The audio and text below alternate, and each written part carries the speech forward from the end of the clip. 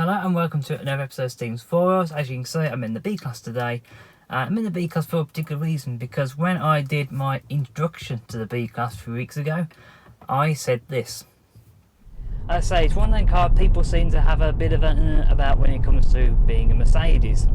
I still believe this is a Mercedes. It still feels like a Mercedes. There's the old, the old slogan Mercedes used to have, which is every inch a Mercedes-Benz, and I do genuinely believe this is every inch a Mercedes-Benz still feels like a Mercedes-Benz. That quality feeling that you don't always get with other cars. Now obviously this is a very good talking point for Mercedes enthusiasts.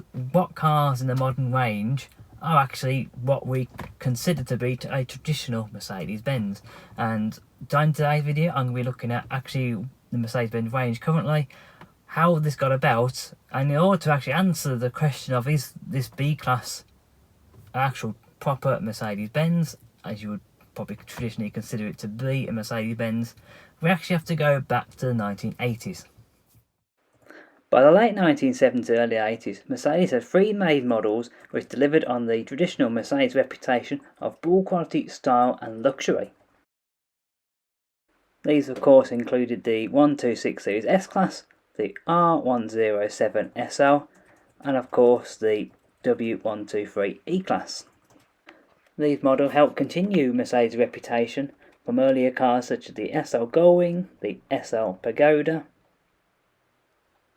the W100 600, and of course the very long named W116 450 SL 6.9 S-Class. However, by the early 80s, Mercedes felt they needed a smaller saloon to sit alongside the upcoming 124 E-Class. So in 1982, the W201 190E was launched. The 190E would later be replaced by the W202 C-Class, which launched in 1984. The C-Class would be a great success for Mercedes and is still in production today.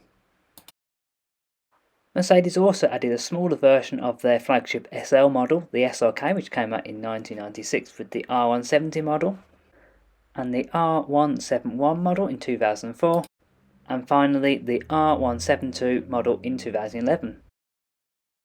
Mercedes have also continued to expand their range of SUVs from just selling the G-Class. Mercedes now produces a range of 4x4s ranging from the smallest GLA and GLB models to the mid-range models, which include the GLC and the GLE, to their high-end and absolutely huge GLS. In terms of hatchbacks, Mercedes did produce a 190E City, which is basically a 190E saloon with the boot cut off. However, it wouldn't be until 1997 that Mercedes introduced their first hatchback with the A-Class W168. However, many people say that the Mercedes A-Class didn't really get into its stride until the release of the W176 model in 2012. As I stated previously, Mercedes has built its reputation around build quality, style and luxury. I believe that this is still true today, and that it is still what makes a Mercedes-Benz. It is not a particular model, and while it is true that Mercedes did build their reputation on models like the S-Class and the SL-Class, Mercedes have managed to successfully filter down what makes a Mercedes into smaller models. Mercedes have had to launch smaller models to meet the target market who want a smaller but still premium model. Here the Mercedes reputation is more important than ever in the often crowded markets that small models sit in. So hopefully that's answered a little bit of a question as to whether this car is a true Mercedes-Benz. I believe it is, but then there is often this opinion about what makes traditional Mercedes-Benz. As I mentioned in the video, if you look at things like the R107 SL, that's a very traditional, very classic Mercedes-Benz. But maybe these days, what makes a Mercedes-Benz you look at the modern range has actually changed a little bit now. So I think I'm going to draw a line there.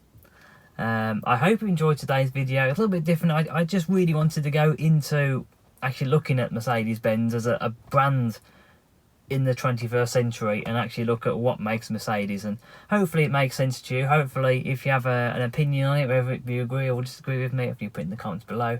Don't forget to like the video and of course hit that subscribe button to make sure you keep up to date with all the latest videos. So until next time, I will see you then. Goodbye.